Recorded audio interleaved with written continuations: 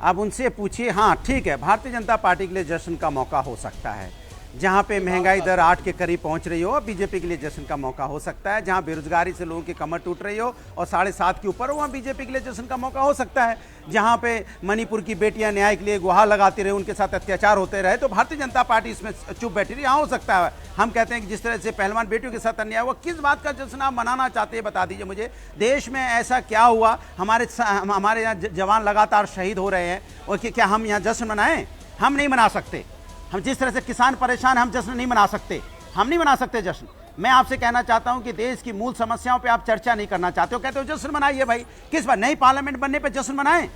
क्या लोगों के नए घर बन जाए उस पर जश्न मनाएं? अरे नई पार्लियामेंट मैं कहता हूं अच्छी बात है बनी, लेकिन हमारी जिम्मेदारी नहीं थी कि हम वो लोग जो गरीब हैं, परेशान हैं, उनके अपने पैरों पर वो खड़े हो जाते।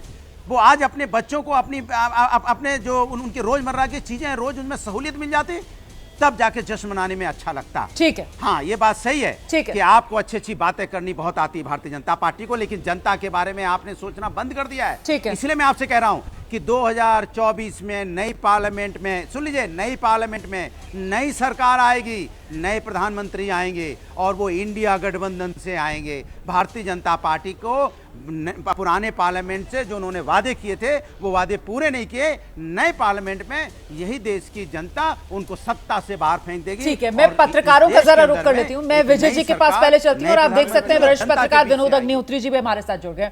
विजय सर, आपके पास आ रही हूँ। पहले आपने पक्ष और विपक्ष दोनों को सुना, तो कुल मिलाकर इतनी तस्वीर जरूर साफ हो रही है इस विशेष सत्र के जरिए कि साहब 24 को लेकर एक नैरेटिव सेट होता हुआ साफ तौर पर नजर आ रहा है। एक तरफ सत्ता पक्ष है जो बता रही है किस तरह देश के अंदर उत्साह, उत्सव, उमंग का माहौल है, और दूसरी तरफ विपक्ष है जो कश्मीर से लेकर मणिपुर तक और आर्थिक नाकामियों को सरकार की गिनाता हुआ एक निराशा की बात कर रहा है। ये सीधा नैरेटिव का डिफरेंस। बिल्कुल, और खास तौर से जब विशेष सत्र, और अब 2024 के चुनाव तो बहुत करीब आ गए हैं, उससे पहले 5 राज्यों के विधानसभा चुनाव भी हैं, तो सबका एक नैरेटिव सेट करने का ये एक मौका मिल गया है। और खास तौर से सरकार ने जब ये विशेष सत्र बुलाया है, तो उसका पर्पज ही कुछ विशेष करने का है जी। और वो विशेष क्या हो सकता है? वो विशेष हो सकता है जिसका पॉलिटिकल डिविडेंड हो, मतलब जो 24 चुनाव का एजेंडा सेट करे। हाँ। मतलब देश का डेवलपमेंट, देश का फायदा तो हो गई, क्योंकि संसद कोई भी काम ऐसा नहीं करती, मैं समझती, जिसको संसद देश का फायदा नहीं हो, तो वो पॉलिटिकल डिविडेंड होगा।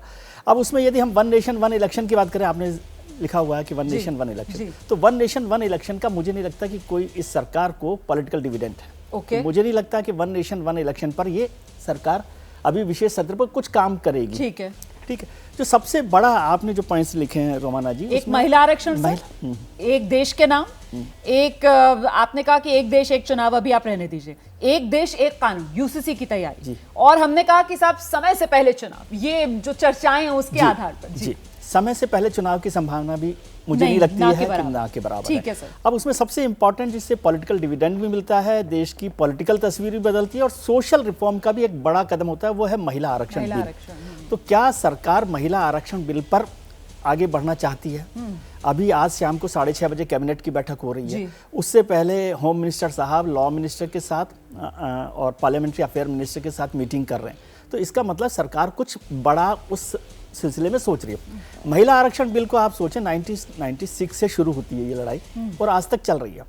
2010 में कांग्रेस सरकार ने, यूपीए सरकार ने राज्यसभा में बिल पास कर दिया। अब मुद्दा है कि क्या 2010 के बिल के साथ चलना चाहती है सरकार?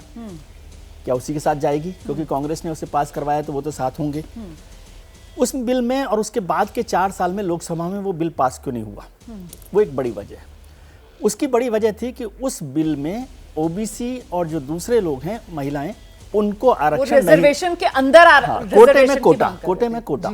तो क्या सरकार कोटे में कोटा लाने के लिए तैयार है? अगर नहीं, वो का वही बिल पेश करना चाहेगी, तो सब लोग कहेंगे कांग्रेस का ही तो बिल है, जिसके लिए आज लगातार माहौल बन गया कि कांग्रेस भी कह रही है कि बिल को पास कराइए। तो क्या कांग्रेस के बिल पर जाना चाहेगी सरकार? इसकी संभावना कम लगती है। तो कोटा विद इन कोटा जाना एक कॉम्प्लिकेटेड काम है। क्या उस पर सभी लोग पास करेंगे? क्योंकि एक फायदा सरकार को हो गया है, कांग्रेस उनके साथ है, विपक्षी दल उनके साथ हैं, और जो छोटे छोटे दल हैं जो कोटा विद इन कोटा की बात कर रहे हैं, वो दल 38 दल तो बीजेपी के साथ आ गए जी। ज्यादातर दल उसमें वो हैं जो कोटा विद इन कोटा के सपोर्टर हैं। तो क्या अब जो बड़ी पार्टियां इसके लिए तैयार है। खुद भारतीय जनता पार्टी और खुद कांग्रेस में भी उसको लेकर कन्फ्लिक्ट था। आज भले ही सार्वजनिक तौर पर कर रहा हूँ, पब्लिक फेस के लिए ये बात कर रहा हूँ, तो कोटा विद इन कोटा के साथ महिला आरक्षण बिल को लेकर आना चाहती है सरकार। अगर वो चेंज करके लाएगी तो फिर आपको लोकसभा में और फिर राज्यसभा में दोनों जगह उस बिल को पास करवाना।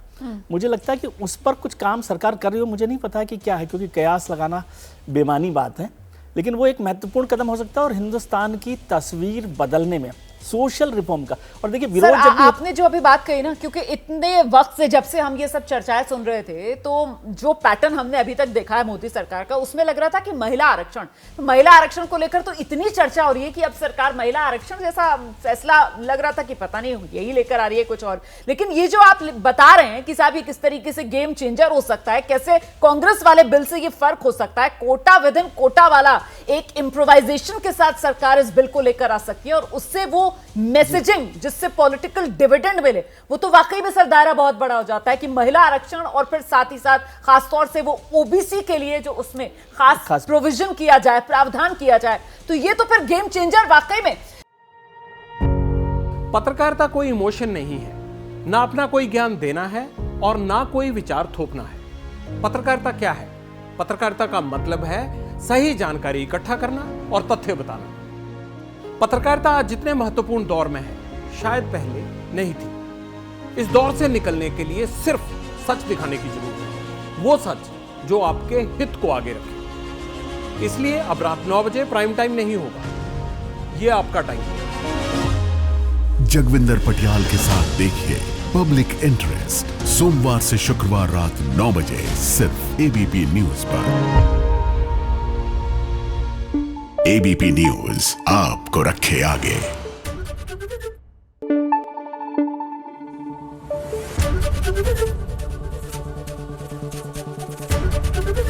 एबीपी न्यूज आपको रखे आगे।